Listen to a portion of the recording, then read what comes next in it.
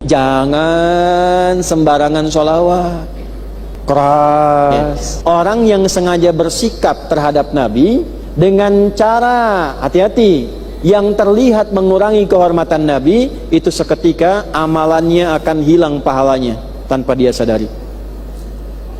Nah, sekarang nabinya masih ada nggak? Saya ulangi, nabinya masih ada nggak? Ada, cuma terkubur kan, sudah meninggal. Baik kan? Hukumnya masih berlaku. Dan ingat, Nabi beda dengan kita. Walaupun kemudian beliau sudah wafat, sudah dikuburkan, tapi keadaannya terjaga di sisi Allah Subhanahu wa taala, dan di antara penjagaan Allah masih mengalirkan komunikasi umatnya kepada Nabi. Ini yang tidak dimiliki nabi-nabi lain. Bagaimana cara mengalirkan komunikasinya? Turun ayat di Al-Ahzab ayat ke-56 itu. Innallaha malaikatahu yusalluna 'alan nabi ya ayyuhalladzina amanu sallu 'alaihi wa sallimu. Allah dan para malaikat memberikan salawat pada Nabi. Salawatnya Allah itu kasih sayang, pujian. Salawatnya malaikat kepada Nabi itu pengagungan, kemuliaan. Salawatnya kita kepada Nabi penghormatan kepada Rasulullah yang telah memberikan kebaikan pada kita selama hidup. Bahkan kalau kita salawat, ketika kita salawat, sampai salawat itu pada Nabi dan ditetapkan oleh Allah, kembali pahala pada kita 10 kebaikan.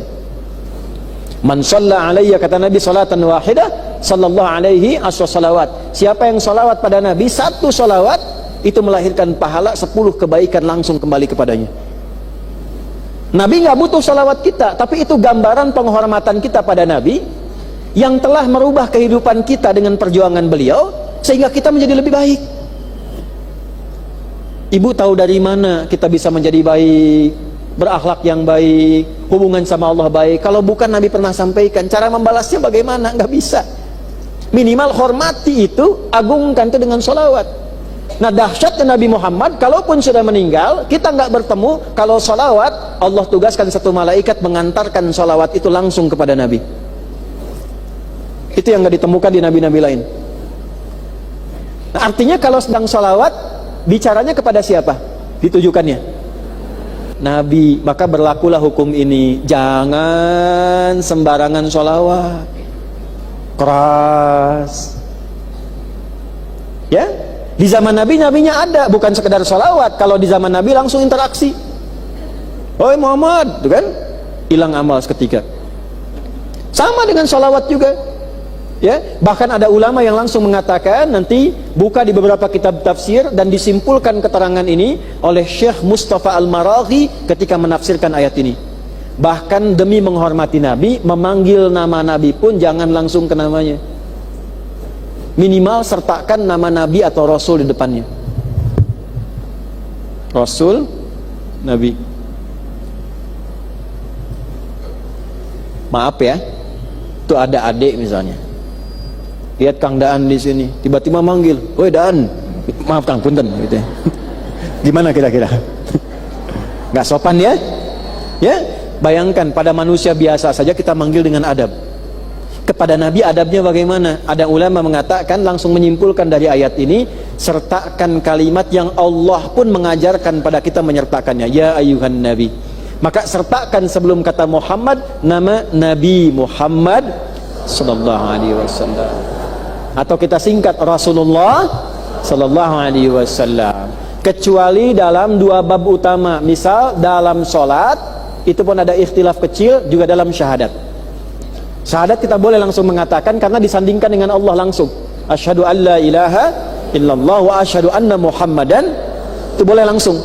Itu dalam tahiyat, asyhadu an la at-tahiyatu lillah sampai ujungnya, at-tahiyatul mubarakatuh shalawatut thayyibah sampai ujungnya, karena ada 7 versi doa. Langsung ke syahadat, asyhadu an la ilaha illallah wa asyhadu anna Muhammadan Rasulullah. Di luar aspek itu, interaksi keseharian, ada 3 yang melekat pada Nabi. Nabi Muhammad, Rasulullah, Sayyidina Muhammad. Dari mana hadis tentang Sayyidina? Ana sayyidu ibnu Adam wala fakhar. Kata Nabi, kalau ada yang dipanggil Sayyid, tuan, saya Sayyid Ibnu Adam. Saya itu tuannya seluruh anak cucu Adam, tapi tidak ada fakhar, tidak ada di situ rasa kebanggaan, tidak ada kesombongan dan sebagainya. Dari situ ulama menurunkan sampai ada Syekh Ibnu Taimiyah, beliau menulis kitab dalam Tazkiyatun Nafas, itu membuka mukaddimahnya dengan kalimat Allahumma sholli ala Sayyidina Muhammad. Ya, jadi boleh pakai kata Nabi, boleh pada kata Rasul, boleh pada kata Sayyidina. Dan ini sudah biasa. Awas ya, jangan sampai nanti apa Bapak Ibu tidak menyadari bahwa Muhammad Rasul kita pernah menyampaikan. Nah, itu nggak sopan. Jadi menyampaikan kalimat ketika tidak sopan pada Nabi untuk menunjukkan bahwa ada rasa yang terpendam yang tidak nampak, dan itu tak sopan.